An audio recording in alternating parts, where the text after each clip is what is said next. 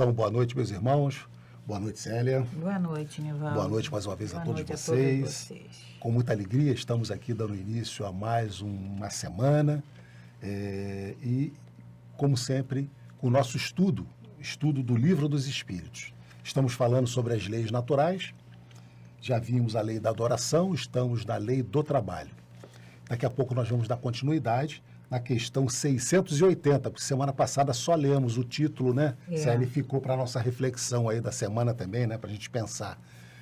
E dizer para vocês da nossa satisfação de estarmos aqui, de termos vocês sempre aí conosco, nos ouvindo, e pedir para que vocês divulguem nas suas redes sociais o MAP, essa casa de amor, de trabalho, de movimento de amor ao próximo. Aqui temos vários estudos, várias reflexões durante todo o dia. Além do Livro dos Espíritos, temos outros estudos, e estudos presenciais também na casa. Presenciais. Estudos do Livro dos Espíritos, do livro do Evangelho, o ESD e tudo mais. Então, caso alguém esteja interessado no estudo presencial, ou ligue ou se dirija à nossa sede aqui na Estrada do Pau-Ferro, 325, na Secretaria, né? Vocês vão ter a orientação necessária do horário, dos dias e tudo mais. Porque, Nivaldo, esse estudo que nós fazemos aqui, ele é importante? Eu acho extremamente importante. Com certeza, sabe. Mas o estudo presencial,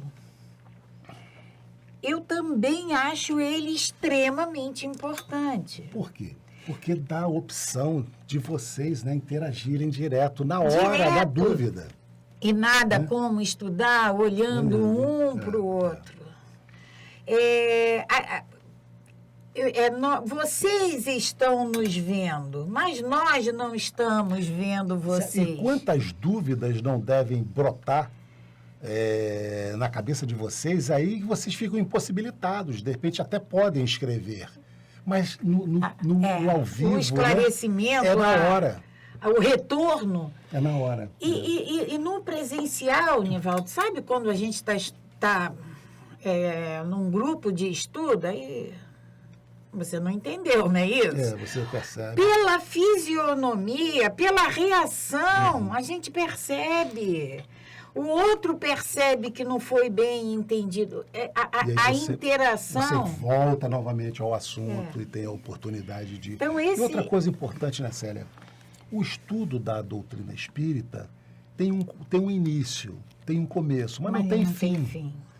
E muitos que estão começando, talvez agora, a ter acesso a essas primeiras informações sobre a doutrina espírita, pode até achar que é muito difícil, mas não é não. Eu não vou, mas é um estudo. Nós temos que lembrar que nós nascemos, não sabíamos nem andar nem falar. E hoje a gente já anda e fala. Né? Aprendemos a escrever, aprendemos a ler. Então, todo estudo é assim. Nós vamos chegar sem, muitas das vezes, saber nada, como nós chegamos, né, Célia? Nós chegamos. E continuamos sem saber nada. Né? Então, só que a gente já leu algumas vezes esse livro, tivemos a oportunidade de estudá-los algumas vezes, discutir sobre essas questões algumas vezes, e a gente sabe um pouquinho mais que vocês. Mas estamos sempre aprendendo junto aqui toda segunda-feira. Uma oportunidade, mesmo aquelas questões que já lemos 1, 2, 3, 4, 5 vezes, vamos ler de novo, e aí a gente tem uma nova... um novo insight sobre aquela pergunta, sobre aquela resposta que Kardec está dando. Não existe, guardem isso, não existe professor de doutrina espírita. Não existe aula. Não existe aula, existe estudo. Exatamente, estudo. Marcélia, vamos fazer a nossa prece para que a gente possa dar início ao nosso estudo nessa noite de hoje. Então, vamos elevar os nossos pensamentos a Deus, a Jesus, esse nosso irmão, tendo sempre em mente essa imagem de Jesus, né, com os seus braços abertos, chamando, clamando a cada um de nós, né? vinde a mim, todos vós que estáis aflitos e sobrecarregados, que eu vos aliviarei. Então, essa imagem que nós temos que estar sempre com ela em mente, todas as vezes tivermos as nossas dificuldades em nossas vidas. Porque, e a hora que nós entrarmos em prece, tenha certeza que Jesus estará de braços abertos para nos recolher, para nos acolher. Então, que possamos, dentro desse entendimento, darmos continuidade às nossas vidas, sabendo que estamos sendo assistidos por toda essa espiritualidade amiga. Graças a Deus. Graças a Deus.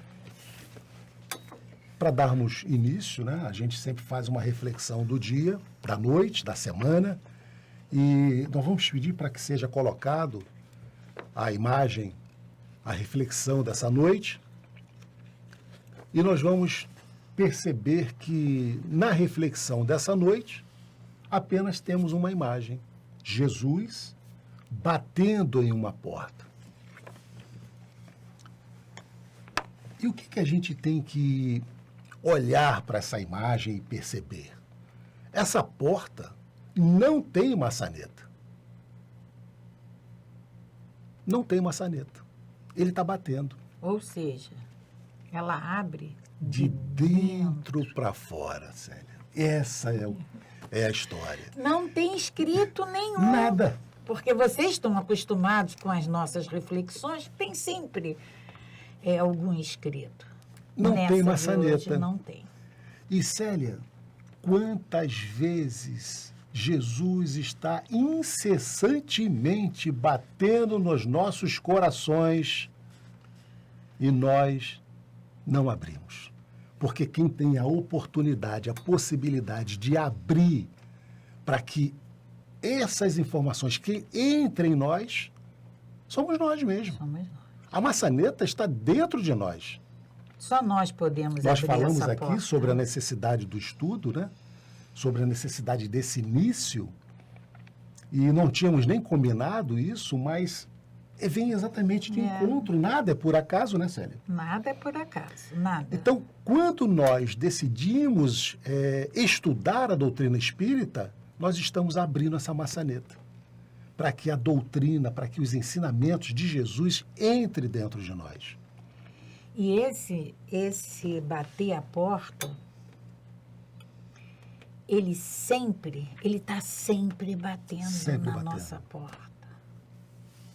Sempre, sempre. Sabe, porque nós vamos visitar alguém, Batemos lá. ou toca a campainha, não atendeu, vira as costas, vai embora. Pô, tive aí, mas você...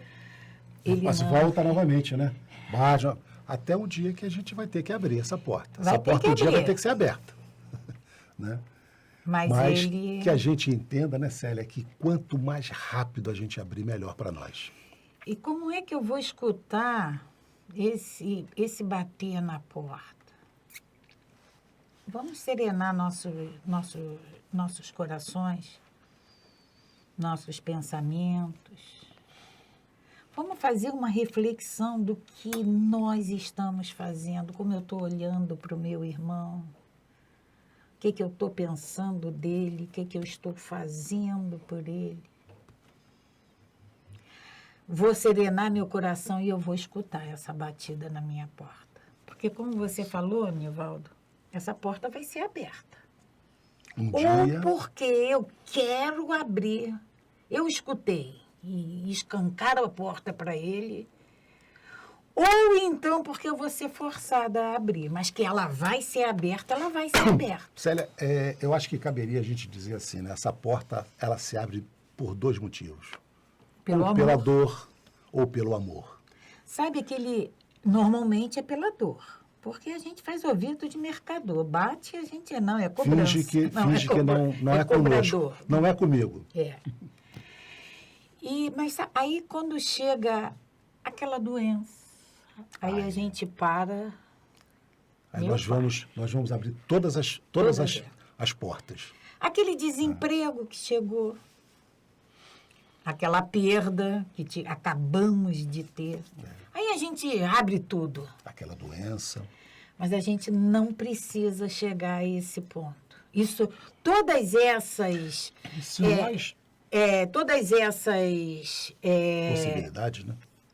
ocorrências vão acontecer? Vão acontecer, isso faz parte. Se nós tomarmos a iniciativa de abrirmos essa porta pelo amor, quando essas dores chegarem... Que vão chegar, estamos no mundo de prova e expiação, nós vamos estar fortalecidos, tranquilos. A porta já está aberta, ele está aqui dentro. Para carregar todas essas dificuldades com muito mais leveza. Então, a reflexão fica para essa noite, né, Célia? E nós vamos dar continuidade ao nosso estudo na questão 680. Semana passada a gente chegou a ler a questão, mas não voltamos, né? Pois é. Não deu tempo. Então, na 680, Kardec pergunta... não há homens que se encontram impossibilitados de trabalhar no que quer que seja e cuja existência é, portanto, inútil? Aí, todos nós devemos conhecer alguém que tenha deficiências muito comprometedoras. Severas, né? Que o impossibilita esteja de trabalhar. Nesse caso. E a espiritualidade nos responde: Deus é justo. Isso aí nós já sabemos, né? Deus é justo.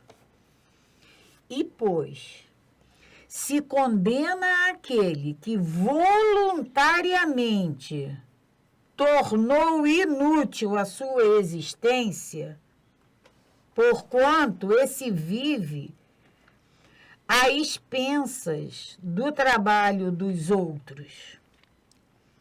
Ele quer que cada um seja útil de acordo com as suas faculdades. Repetindo, aí ele pede para a gente ir lá na 643. Repetindo a resposta da espiritualidade. Deus é justo. E, pois, se condena aquele que voluntariamente tornou inútil a sua existência, porquanto esse vive a expensas do trabalho dos outros, ele quer que cada um seja útil de acordo com as suas faculdades. Como é que está o seu? Olha só, diz assim, né? Não há homens que se encontram na impossibilidade de trabalhar no que quer que seja e cuja existência é inútil, ou seja, aquela pessoa que não pode trabalhar de forma alguma, ela é considerada inútil. E eles vão responder, no meu livro está assim, Célia: Deus é justo. Ele só vai condenar aquele cuja existência é voluntariamente inútil, pois este vive às custas do trabalho de outros. Ele quer que cada um se torne útil conforme suas faculdades. Ou seja, é você ter a possibilidade de fazer o bem sempre. E aqui, vamos prestar atenção quando a espiritualidade nos diz: só condena. Nosso Pai não condena a nenhum de nós. Ele não impõe, não é Ele quem castiga nossas faltas. Então, quando ele diz aqui, ele é justo, pois só condena, a gente pode pensar que é o nosso Pai que condenou. Mas não é isso. Por algum motivo, esse espírito, ele se tornou voluntariamente inútil. Aí ele pede, a espiritualidade pede para a gente ir na questão... Porque, 643. Ele só vai ser condenado se ele voluntariamente, porque ele quer ser inútil. Se ele for inútil, porque ele quer. É isso que ele está dizendo. Então, ele não vai ser condenado por ser involuntariamente inútil, como é a pergunta. Ele não depende dele, ele não tem como exercer nenhum trabalho. Mas então, ele não vai ter culpa de não trabalhar.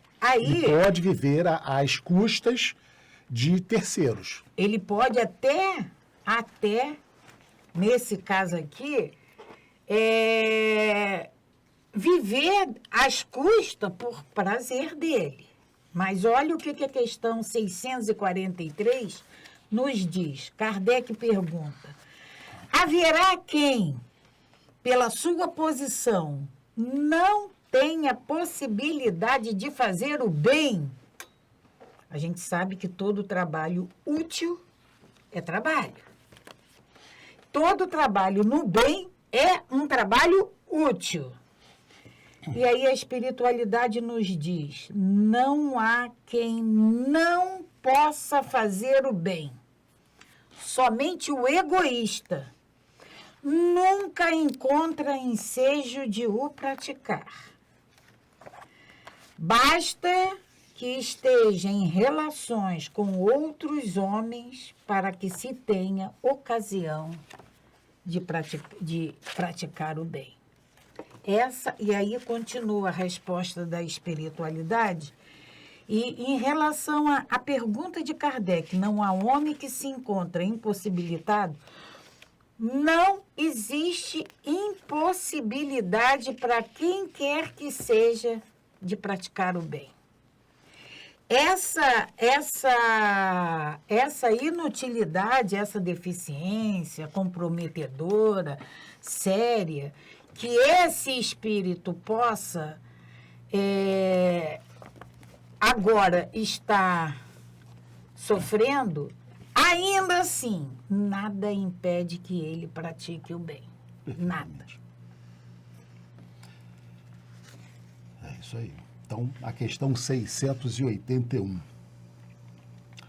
A lei da natureza impõe aos filhos a obrigação de trabalhar para os seus pais?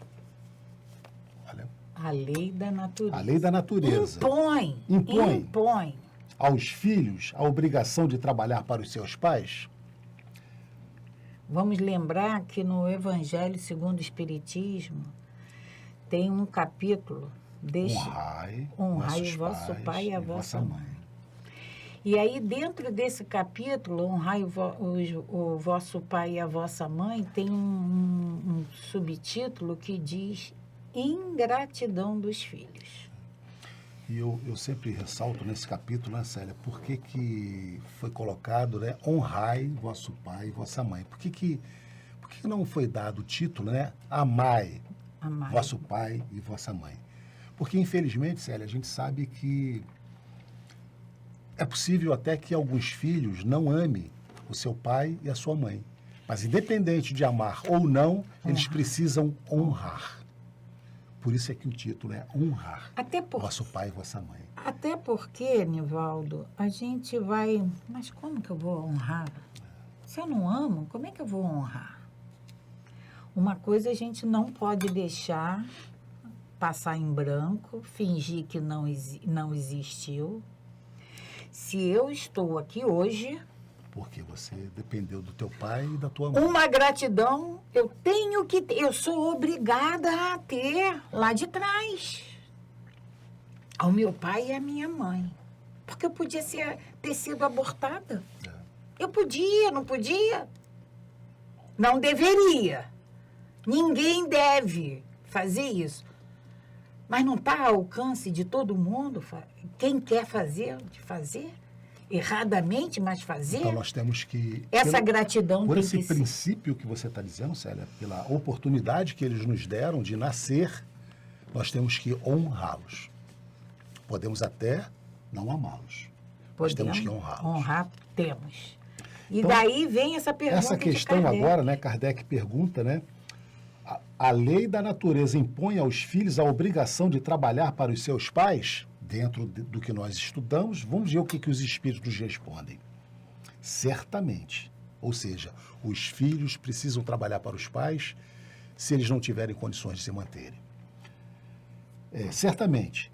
Como os pais devem trabalhar para os filhos, é por isso que Deus fez o amor filial e do amor paterno um sentimento natural, a fim de que, através dessa afeição recíproca, os membros de uma mesma família fossem impelidos a se ajudarem mutuamente.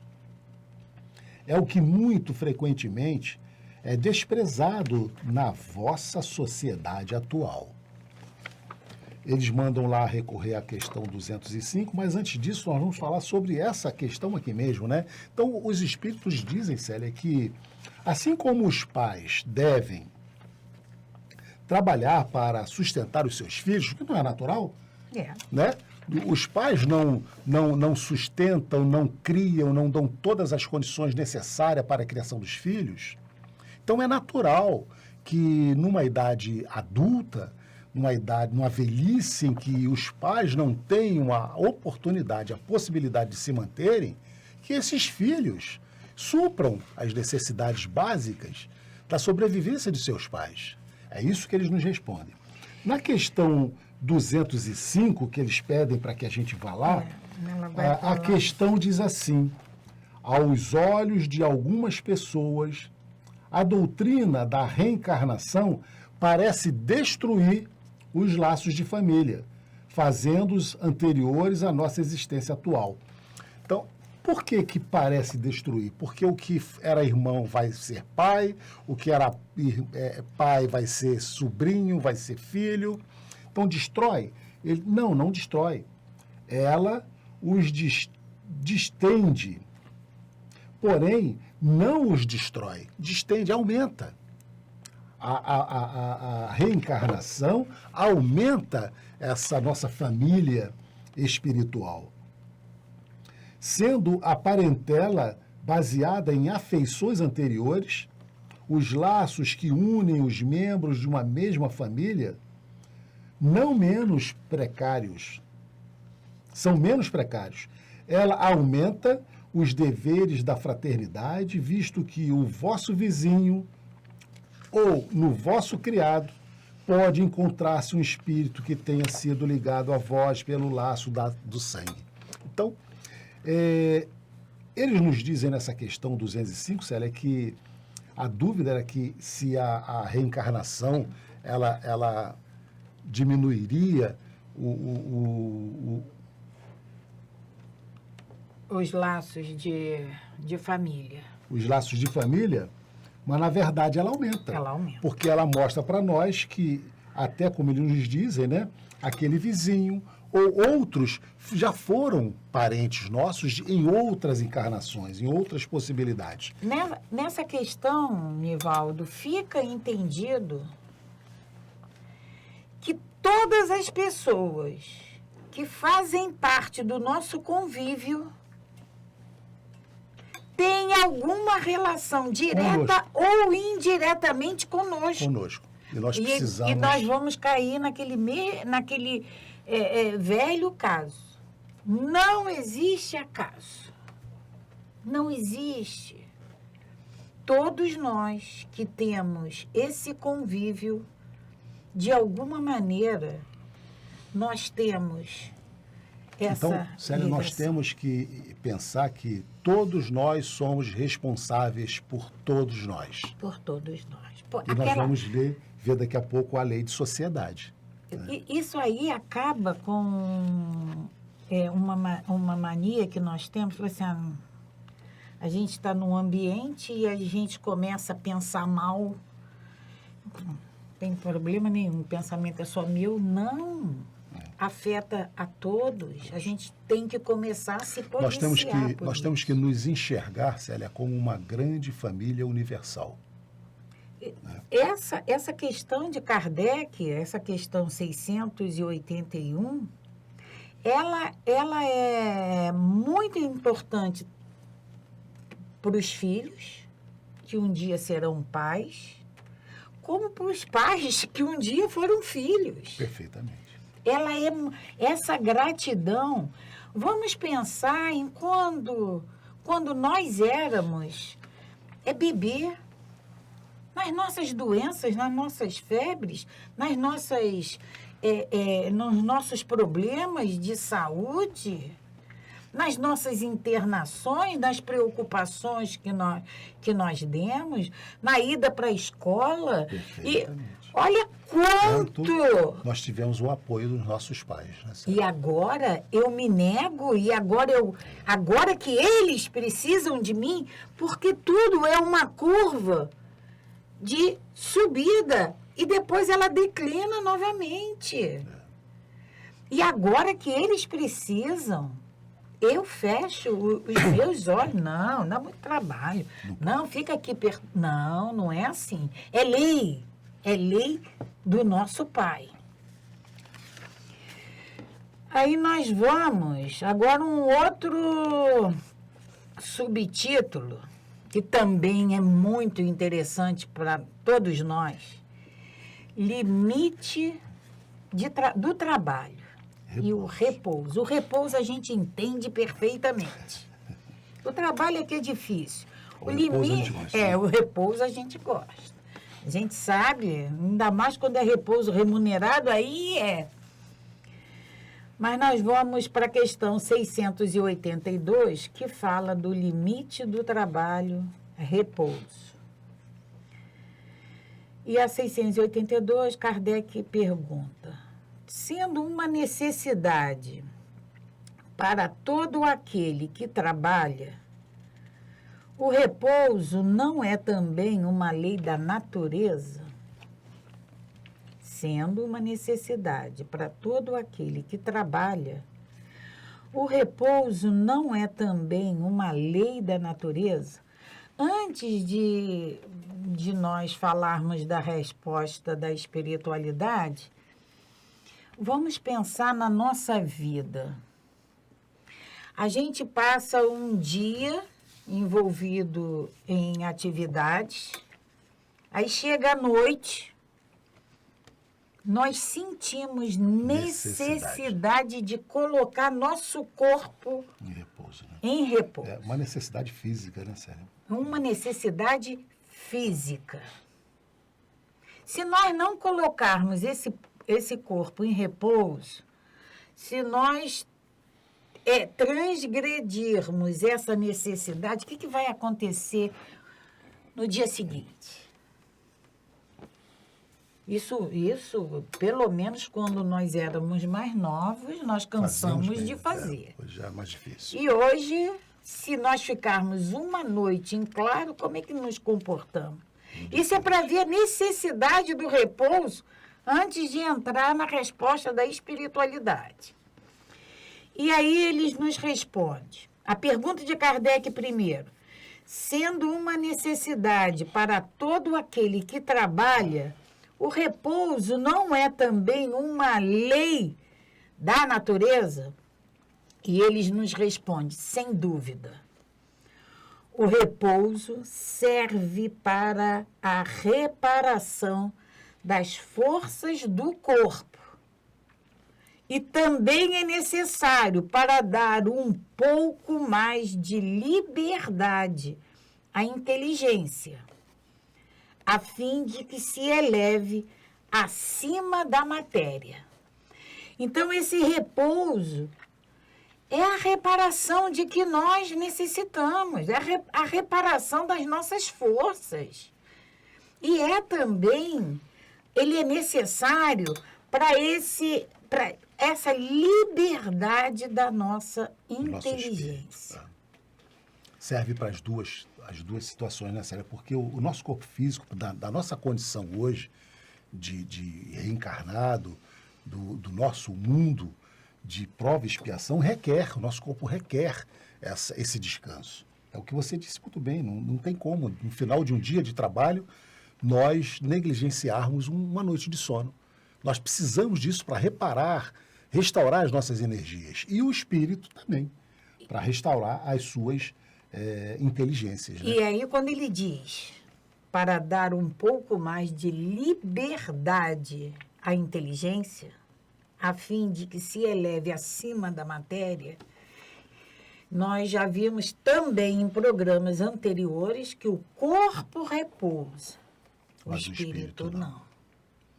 E é nesses momentos em que retornamos ao mundo espiritual que vamos dar essa liberdade para que a inteligência se exercite em contato com esses outros espíritos. Célia, quantas vezes nós vamos dormir com uma determinada questão a ser resolvida, um determinado problema, uma solução que precisamos, e aí vamos dormir com aquilo, e acordamos no dia seguinte e dizemos, já sei como é que eu vou resolver isso, já sei o que eu vou fazer.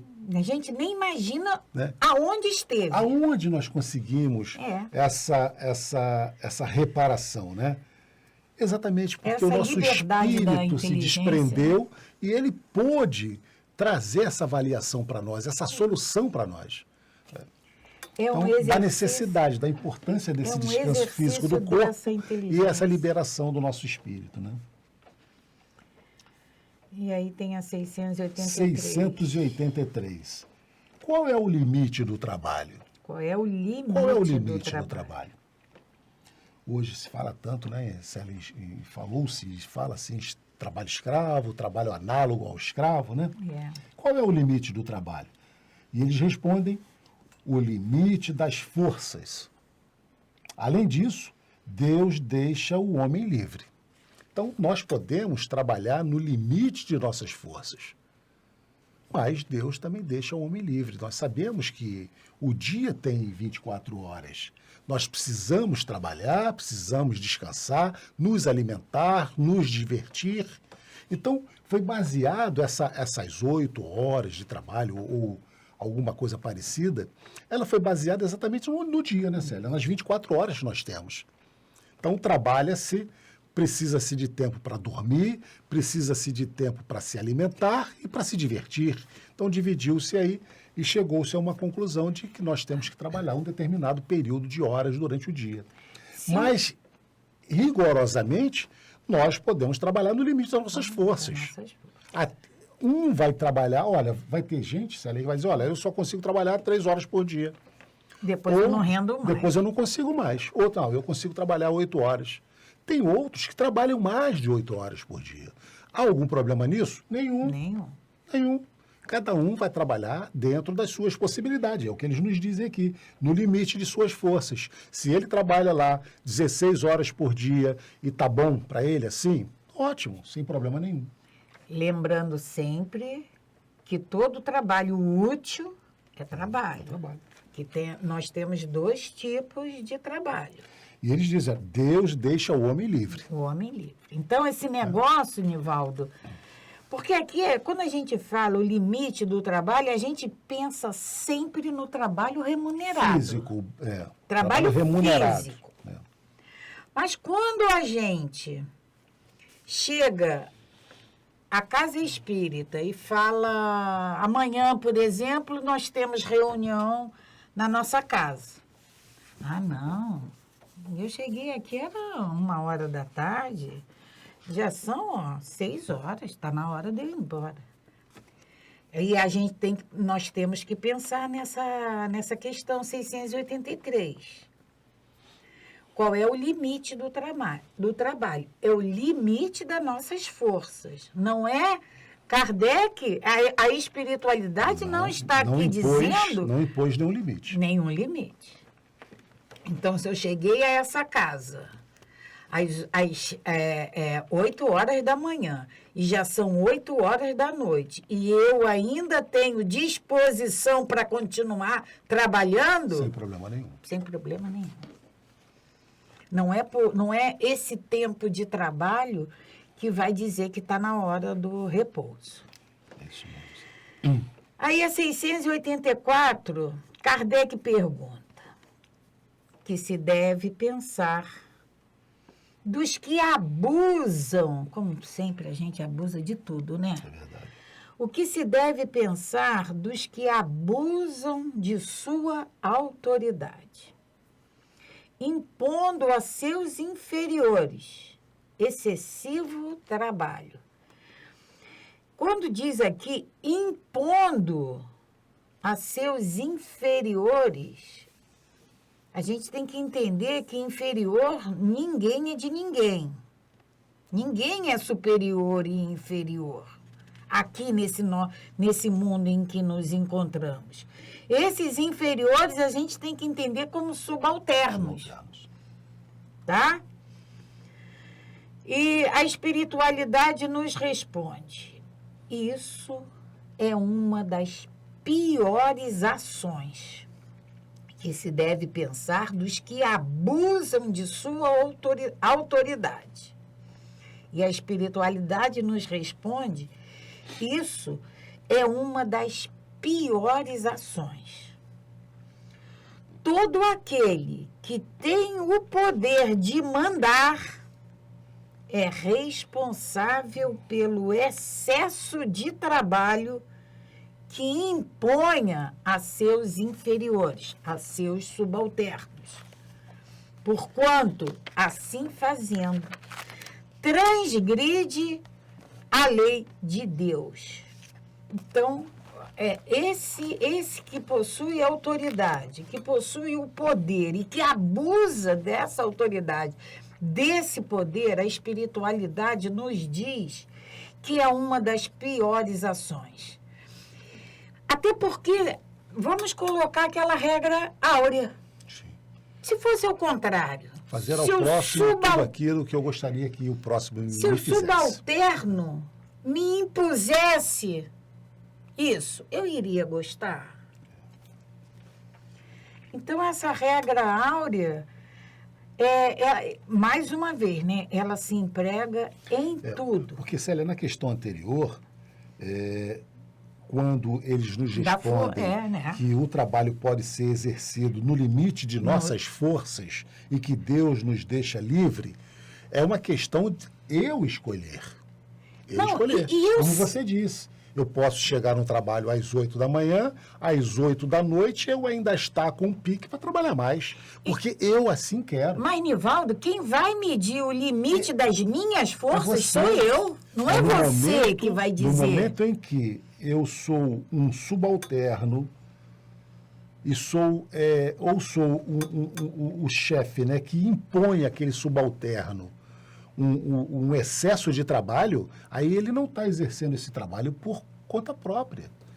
Ele não está trabalhando porque ele assim desejou. Por deliberação dele. Ele está sendo obrigado. Ele está sendo obrigado. E aí, por isso é que eles dizem, é uma das piores ações. Porque uma coisa é eu... Ele está transgredindo, Célia, desculpe aqui, a lei áurea. A lei áurea. Ele está fazendo ao próximo o que ele não gostaria que fizessem com ele.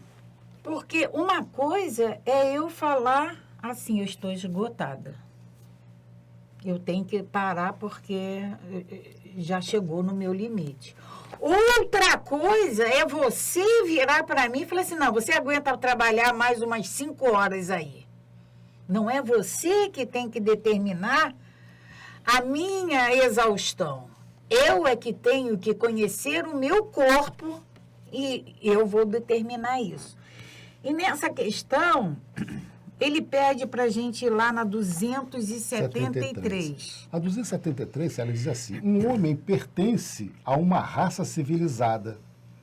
Poderia, por expiação, reencarnar numa raça de selvagens? Sim, mas isso depende do gênero de expiação. Um senhor que tenha sido rude com seus escravos poderá retornar escravo, por sua vez, e sofra os maus tratos que tinha feito aos outros suportarem. É a lei de causa e efeito. Nem continuar a ler, mas é exatamente o que a Célia acabou de falar. Esses que transgredirem a lei e que abusaram da lei, da regra áurea, eles vão ter, pela possibilidade da reencarnação, de nascerem numa situação invertida. Para aprenderem, não para serem punidos, mas para aprenderem. Como é que eu vou saber? Como é que eu vou saber que um trabalhador braçal ele tem um limite se eu não experimentar esse trabalho braçal? Eu preciso vivenciar isso para saber desse limite. É muito fácil eu ter a autoridade. Não, você não está cansado. Não, dá para trabalhar. Mas para eu saber o grau desse cansaço é preciso que eu esteja lá fazendo aquilo. E aí, Célia, vem a lei dos homens e regulamenta, né? O máximo de horário de trabalho para cada profissão, porque é baseado em estudos, né? Levando-se em consideração o período que a pessoa precisa descansar, dormir, o período que ela precisa se alimentar, se divertir. Então, vem exatamente ajudar nesse sentido. Né? Porque, como sempre, como a pergunta de Kardec, a pergunta que Kardec faz, que se deve pensar dos que abusam, se nós formos pensar em abusos, nós abusamos de tudo. Todos os vícios, todas as mazelas, todos os dons que nós recebemos do Pai, a gente abusa deles. E aí a gente abre o jornal, liga o online, as notícias online, está lá. O trabalho análogo, né? Análogo aos escravos, a pessoa que foi mantida em cárcere durante não sei quantos anos. Porque a gente abusa. Infelizmente, ainda é a nossa condição de reencarnado nesse mundo, né?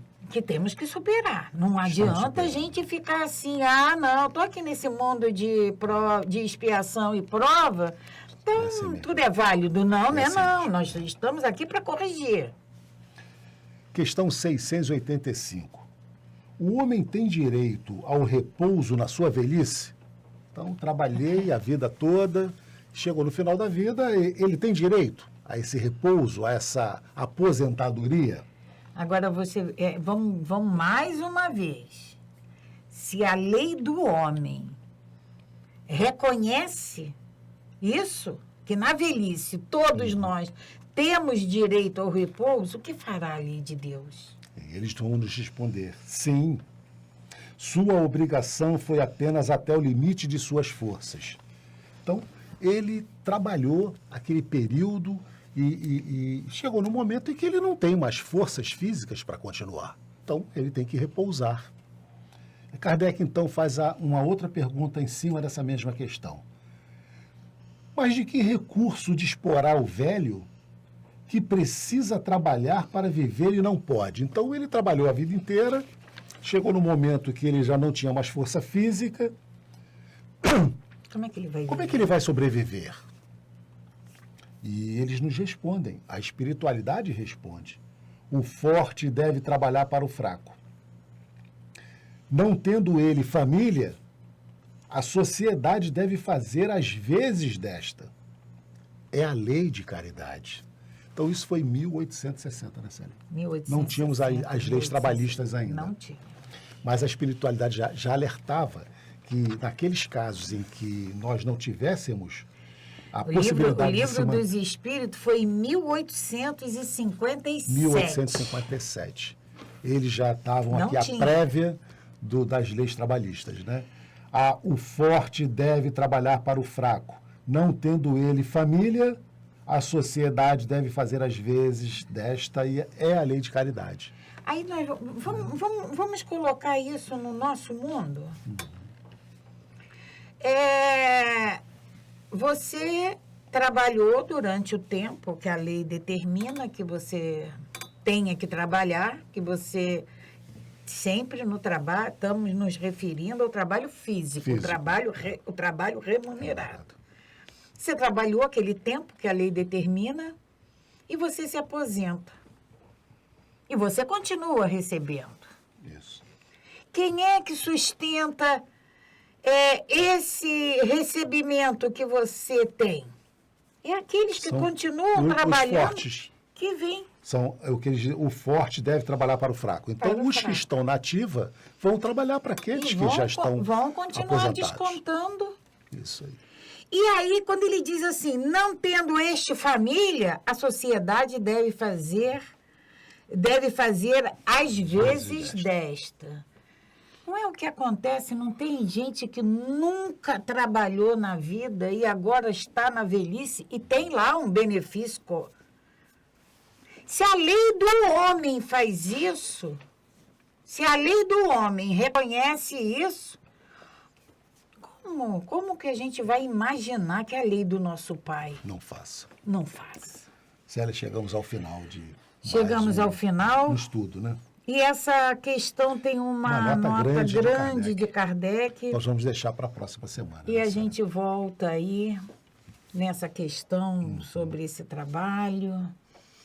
Vamos agradecer a Deus, nosso Pai, a toda essa espiritualidade, a essa casa, por quem temos tanto carinho, tanto agradecimento. E pedindo ao nosso Mestre Jesus, Mestre, nos acompanhe sempre, precisamos, necessitamos, Mestre, e queremos. Como na nossa mensagem de abertura para a nossa reflexão da semana, queremos, Mestre, precisamos ouvir a sua batida em nossa porta. Nos ajude a abrirmos, sabemos que é de dentro para fora, mas ainda assim, Mestre, precisamos ter essa pureza em nossos corações que ainda não sabemos como trazer, como praticar, como entender toda essa necessidade. Nos ajude, Mestre, alimente, ilumine esse nosso desejo e esteja sempre conosco, nos auxiliando, nos trazendo sempre a sua mão, que vai nos apoiar, que vai nos levantar todas as vezes que cairmos, e caímos muito, Mestre, pelo nosso despreparo, pelas nossas mazelas. Que a tua paz esteja conosco, que a tua luz esteja sempre, Mestre, iluminando o nosso caminho. Que assim seja. Paz e bem, paz e luz. Paz, muita paz.